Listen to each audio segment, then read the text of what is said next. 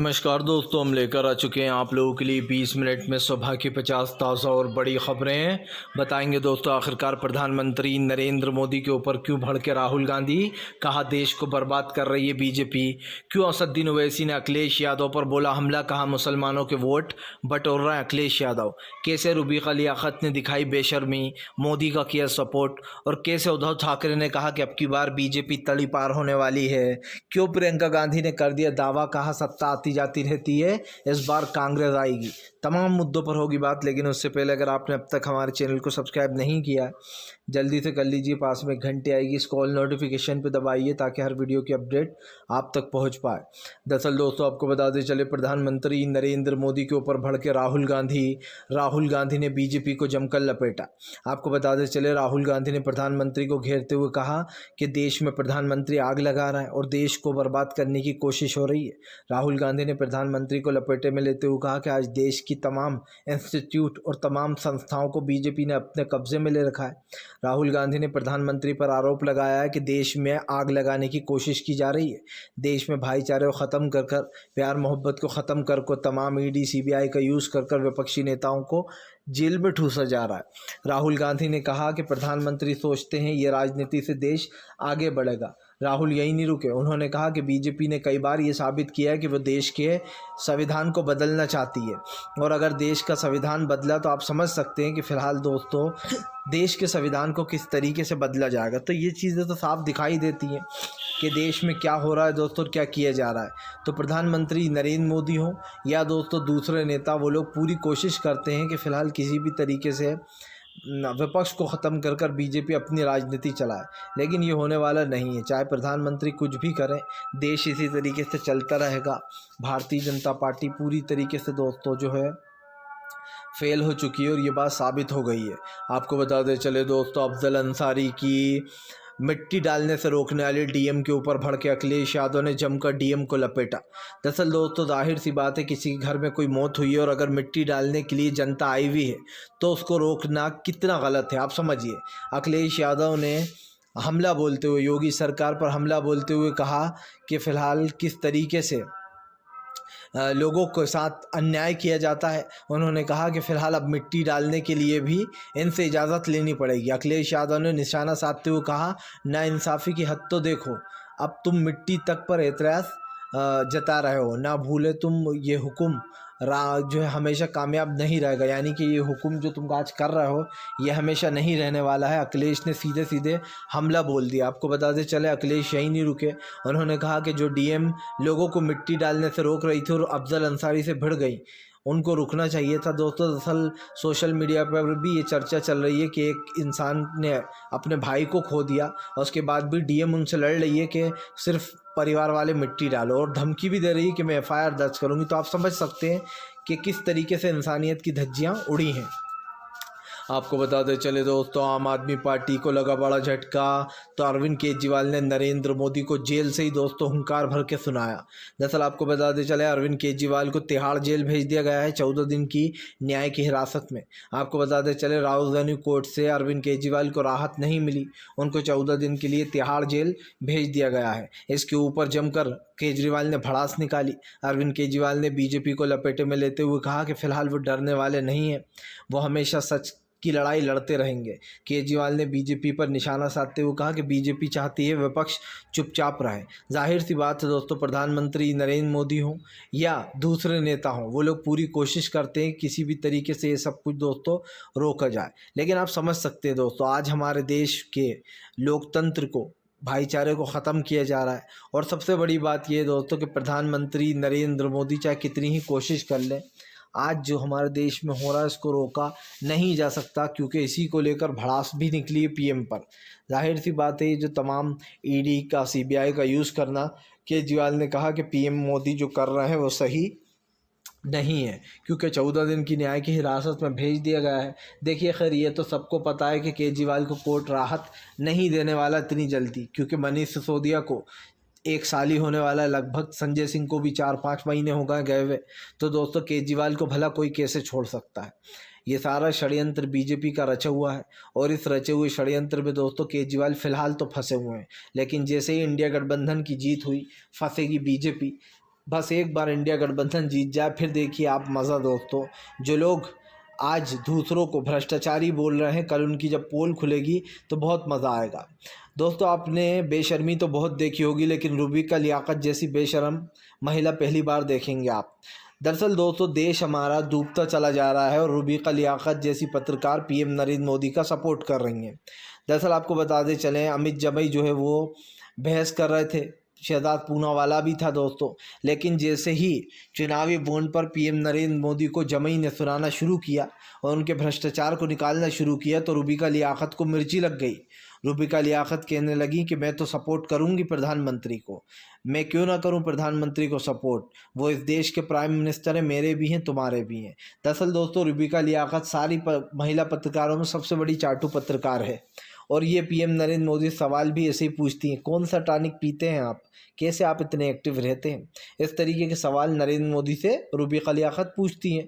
तो दोस्तों, रुबिका लियाकत को पत्रकार नहीं बल्कि बीजेपी की स्पोक पर्सन होना चाहिए था, क्योंकि रुबिका लियाकत में इतना दम नहीं है कि वह जनता के सवालों को जवाब दे सके। भाई, चुनावी बॉन्ड में घपला हुआ है, नरेंद्र मोदी ने किया है तो लोग सवाल उठा रहे हैं, लेकिन अगर नहीं हुआ होता तो कोई नहीं उठाता सवाल। सवाल सिर्फ ये नहीं है दोस्तों, सवाल ये है कि रुबिका लियाकत खुलेआम कह रही हैं कि मैं तो करूंगी प्रधानमंत्री को सपोर्ट अगर प्रधानमंत्री के बारे में कुछ गलत बोलोगे तो। दोस्तों, आप समझिए, ऐसे ही पत्रकार होते हैं जो पत्रकारिता का गला घोटकर मोदी सरकार के लिए दलाली करने का काम करते हैं। ऐसे लोगों को अगर दलाल बोला जाए तो कोई बुराई नहीं होगी, बोल सकते हो आप, क्योंकि रुबिका तो वैसे भी दोस्तों काफ़ी पत्रकारिता में बदनाम है कि कैसे पीएम नरेंद्र मोदी से पूछती थी आप कौन सा टॉनिक पीते हैं, इतने एक्टिव कैसे रहते हैं। कभी ये भी पूछ लेती कि इतनी महंगाई क्यों बढ़ रही है, इतनी गरीबी क्यों बढ़ रही है, क्यों देश में महंगाई बढ़ती चली जा रही है, क्यों सिर्फ मुसलमानों को ही टारगेट किया जाता है। तमाम चीज़ें हैं दोस्तों, लेकिन यहाँ पर जो दिखाई दे रहा है वो साफ़ है।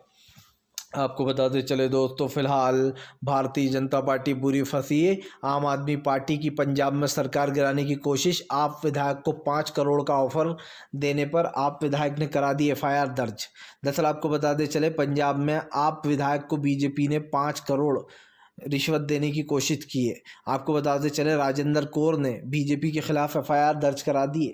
बताया जा रहा है आप विधायक को 5 करोड़ का ऑफर दिया गया था कि बीजेपी में शामिल हो जाओ। अब आप विधायक जो है यहाँ पर दोस्तों राजेंद्र कौर जी ने शिकायत दर्ज कराई है कि बीजेपी उनको ख़रीदने की कोशिश कर रही है, उनको 5 करोड़ का ऑफ़र दिया गया है। एक चीज़ तो साफ़ हो जाती है दोस्तों कि बीजेपी चाहती है पूरे देश में सिर्फ बीजेपी की ही सरकार रहे। वन नेशन वन पार्टी बनाना चाह रही है बीजेपी पूरे देश को। और अगर देखा जाए तो अब बहुत कम जगहें ऐसी बची हैं जहां विपक्ष की सरकारें हैं, वरना तो ज़्यादातर जगह दोस्तों बीजेपी ने जगहें छीन ली हैं। आप देख लीजिए, मध्य प्रदेश में कांग्रेस की सरकार गिराई थी, कर्नाटक में कांग्रेस की सरकार गिराई थी, गोवा में सरकार गिरा चुके हैं, मणिपुर में गिरा चुके हैं, पौंडुचेरी में गिरा चुके हैं, राजस्थान में गिराने की कोशिश की थी, गिरा नहीं पाए थे। तो तमाम ऐसे राज्य हैं जहाँ पर सरकार गिराई भी थी, लेकिन फिर भी कांग्रेस ने कर्नाटक में दोबारा सरकार बना ली। अभी हाल ही में हिमाचल को ले लीजिए, वहाँ की सरकार गिराने की कोशिश हो रही थी। तो तमाम मुद्दे हैं जहाँ बीजेपी फंसी हुई है। इन तमाम मुद्दों का सिर्फ एक ही मकसद ये है कि भारतीय जनता पार्टी न सिर्फ देश के लोकतंत्र को कमज़ोर कर रही है, बल्कि वो वन नेशन वन पार्टी पूरे देश को बनाना चाहती है। वो चाहती है पूरे देश में बस बीजेपी की सरकारें रह जाएं, जो कि नामुमकिन है। चाहे नरेंद्र मोदी कितनी ही कोशिश कर लें, ना वो कांग्रेस को कभी ख़त्म कर पाएंगे, ना वो कांग्रेस से दोस्तों कभी जीत पाएंगे, क्योंकि कांग्रेस देश की सबसे पुरानी और सबसे भरोसेमंद पार्टी है, जिसने गांधी जी के रास्ते पर चल के ही दोस्तों लोगों का काम किया है, स्कूल बनाए हैं, अस्पताल बनाए। लेकिन नरेंद्र मोदी हिंदुत्व के बल पर चलकर पता नहीं कौन से झंडे गाड़ना चाह रहा है। आपको बताते चले दोस्तों, फिलहाल एक बार फिर से नरेंद्र मोदी के ऊपर जमकर भड़कते हुए नजर आए दोस्तों जो है यहाँ पर फारूक अब्दुल्ला बोले आज हमारे देश की जनता को ज़रूरत है कि वो एकजुट होकर बीजेपी को सत्ता से बाहर करे। दरअसल आपको बताते चलें, इस बार फारूक अब्दुल्ला ने मोदी सरकार के ख़िलाफ़ हुंकार भर ली है। फारूक अब्दुल्ला का साथ कहना है कि हम सबको साथ आना होगा, हिंदू मुसलमान सिख ईसाई ये सब कुछ पीछे छोड़ना होगा। आज हम सबका धर्म एक है, हम सब लोग जो है यहाँ पर एक दूसरे को सपोर्ट करना चाहते हैं। दोस्तों सीधी सी बात यह है कि प्रधानमंत्री पूरी कोशिशें कर रहा है, लेकिन वो नाकाम हो रहा है। इस वक्त दोस्तों हमारे देश को सपोर्ट की ज़रूरत है और हमारे देश को सपोर्ट मिलना भी चाहिए। प्रधानमंत्री नरेंद्र मोदी जो बातें कर रहे हैं दोस्तों, उसको लेकर कहीं ना कहीं पीएम नरेंद्र मोदी घिर चुके हैं। इसी को लेकर जो है यहाँ पर प्रधानमंत्री के ऊपर जमकर भड़ास भी निकाली गई है। तो दोस्तों एक चीज़ तो साफ़ हो जाती है, पीएम चाहे कितनी ही कोशिश कर लें, कुछ भी करें, लेकिन आने वाले समय में भारतीय जनता पार्टी की बोलती बंद होने वाली है। क्योंकि दोस्तों ये आप भी जानते हैं कि फ़िलहाल इस वक्त देश की जो राजनीति है वो कितने ख़तरे में आ चुकी है। और आज हमारा देश दोस्तों पूरी तरीके से जो है यहाँ पर ख़त्म हो रहा है और इस लोकतंत्र को बचाना हमारी जिम्मेदारी है। क्योंकि पत्रकार तो दोस्तों दलाली में लगे हुए हैं, लेकिन हम जो सच्चे पत्रकार आप तक सच पहुंचा रहे हैं वही सबसे बड़ा आपके लिए जीत है। क्योंकि दोस्तों अभी भी दुनिया में ऐसे लोग हैं जो सच पहुंचाने का काम करते हैं, वरना बीजेपी ने तो ऐसे लेके जेड तक लोगों को किस तरीके से बांध कर रखा है ये सब देख रहा है। कैसे रूबिका लियाकत जैसे पत्रकार झूठ बोलते हैं, शर्म आती नहीं होगी। जाहिर सी बात है, जब घर में आईना देखते होंगे तो अंदर से आत्मा भी धिक्कारती होगी कि लोगों के साथ क्या हो रहा है और क्या बताया जा रहा है। आपको बताते चले दोस्तों, फिलहाल अखिलेश यादव के ऊपर भड़क गए असदुद्दीन ओवैसी बोले मुसलमानों के वोट लेते रहो और मुस्लिमों का यूज़ करते रहो। दरअसल असदुद्दीन ओवैसी ने अब अखिलेश यादव पर भड़ास निकाल दी है। आपको बताते चलें, असदुद्दीन ओवैसी ने अखिलेश यादव को घेरते हुए कहा कि अखिलेश यादव सिर्फ मुसलमानों के वोट लेने के लिए आते हैं, जब मुस्लिमों को उनकी ज़रूरत होती है तो अखिलेश कहीं भी दिखाई नहीं देते। यही नहीं, उन्होंने आरोप लगाया कि अखिलेश यादव जो कि ख़ास कर सपोर्ट की बातें करते हैं, उन्हें उन पर पूरा थोड़ा सा भी भरोसा नहीं है। दरअसल आपको बताते चलें, ओवैसी सीधे सीधे अखिलेश को घेर रहे हैं और कहना है कि मुस्लिमों के वोट ठगते हैं अखिलेश यादव, मुस्लिमों के वोट लेने के लिए वो कुछ भी करते हैं। दोस्तों बात सिर्फ ये नहीं है कि मुसलमानों के वोट लिए जा रहे हैं या वोट लेने की साजिशें हो रही हैं। बात यह है दोस्तों कि फ़िलहाल इस वक्त जो बातें कर रहे हैं ओवैसी, जिस तरीके की बातें वो बोल रहे हैं, इसके कोई मायने नहीं है दोस्तों। जनता समझदार है, उसको वोट देना है तो वो देती है, नहीं देना होगा जिस दिन वो नहीं देगी। ओवैसी को क्यों इतना बुरा लग रहा है? आपको बताते चले दोस्तों, एक बार फिर से भारतीय जनता पार्टी के खिलाफ जमकर भड़कते हुए नजर आए दोस्तों उद्धव ठाकरे। कहा अब की बार भाजपा तड़ी पार होने वाली है, इस देश की जनता बीजेपी को तड़ी पार कर रहेगी। आपको बताते चले दोस्तों, फिलहाल एक बार फिर से जो है यहाँ पर अखिलेश यादव तो और तमाम लोगों ने बीजेपी को घेर लिया। लेकिन उद्धव ठाकरे ने बीजेपी को नया नारा दे दिया है कि अब की बार भाजपा तड़ी पार। उद्धव ठाकरे ने कहा कि फिलहाल भारतीय जनता पार्टी की राजनीति 0 सन्नाटा हो चुकी है और बीजेपी पर कोई भी भरोसा नहीं करता। अखिलेश यादव ने आरोप लगाया है कि भारतीय जनता पार्टी देश के युवाओं को, बेरोजगारों को, उद्धव ठाकरे ने खास कर अंधकार में रख रही है। यही नहीं, उद्धव ठाकरे ने कहा कि जो इनका 400 का नारा है वो फुस है, क्योंकि ये लोग भी जानते हैं कि अब की बार ये सत्ता से बाहर जाने वाले हैं और इनको कोई वोट नहीं देने वाला। सीधी सी बात है, उद्धव ठाकरे ने बीजेपी को जमकर घेर लिया है। आपको बताते चले दोस्तों, शरद पवार की पार्टी को ख़त्म करने की कोशिश की जा रही है। जी हाँ, आपको बता दें, दरअसल विपक्ष ने आरोप लगाया है कि शरद पवार की पार्टी को ख़त्म करना चाहती है बीजेपी। पहले अजीत पवार को ले गई अपने साथ, और दोस्तों अजीत पवार के साथ साथ शरद पवार की पार्टी का नाम एनसीपी और उसका चुनावी सिंबल भी बाकायदा अजीत पवार को दे दिया गया। अभी हाल ही में आपको बता दें, सुप्रीम कोर्ट पे इस मामले में सुनवाई हुई थी, तब जज ने कहा था कि जिस तरीके से आप सिर्फ नंबर के बल पर पार्टी का नाम और चिन्ह थीम उन लोगों को दे देते हो लोगो, ये गलत है। ऐसा तो फिर किसी पार्टी में किसी ज़्यादा संख्या दोस्तों तो उसका सिंबल किसी और को दे दिया जाएगा फिर छीन कर। तो ये तो दोस्तों एक तरीके से बेवकूफ़ी हुई कि पार्टी किसी ने बनाई, पार्टी में लोग कोई हैं। मतलब ये हो रहा है दोस्तों कि गाड़ी तो मैंने ख़रीदी है, लेकिन मेरी गाड़ी के कागज़ किसी ने चुरा लिए मेरे ही नाम के, पर उसके पास वो जो कागज़ हैं, वो जो खासकर का फैसला सुनाने वाला है, वो ये कह रहा है कि गाड़ी तो इसी की है क्योंकि ये इसने चुरा ली है, जो भी कर ली है, पर कागज़ इसके पास है तो इसकी हुई। तो आप समझ सकते हैं कि ये एक तरीके से अंधेर नगरी और चौपट राजा हो रहा है कि किस तरीके से उद्धव ठाकरे ने सच बोला था और एनसीपी को जानबूझकर टारगेट किया जा रहा है। आपको बताते चले दोस्तों, फिलहाल भारतीय जनता पार्टी के ऊपर जमकर गरजते हुए नजर आए दोस्तों जो है यहाँ पर पूरी तरीके से दोस्तों भड़ास निकाल दी है। दरअसल आपको बताते चले महबूबा मुफ्ती से लेकर तमाम लोगों ने बीजेपी को लपेट लिया है। महबूबा मुफ्ती का कहना है देश को बांटकर तमाम धर्मों को लड़ाकर बीजेपी चुनाव जीतना चाहती है। मुफ्ती ने कहा कि आज केजरीवाल इनके लिए बेईमान हो गए हैं, लेकिन कल जब केजरीवाल को ये लोग सपोर्ट कर रहे थे, और ख़ास करके अगर अभी केजरीवाल बीजेपी में चले जाएं तो वो सबसे बड़े संत हो जाएंगे। यही नहीं, महबूबा मुफ्ती ने कहा कि बीजेपी ने जितने भी लोगों के ऊपर ईडी सीबीआई के छापे पड़वाए या उन पर आरोप लगवाए हैं, बीजेपी ने उन सबको बीजेपी में शामिल कर लिया।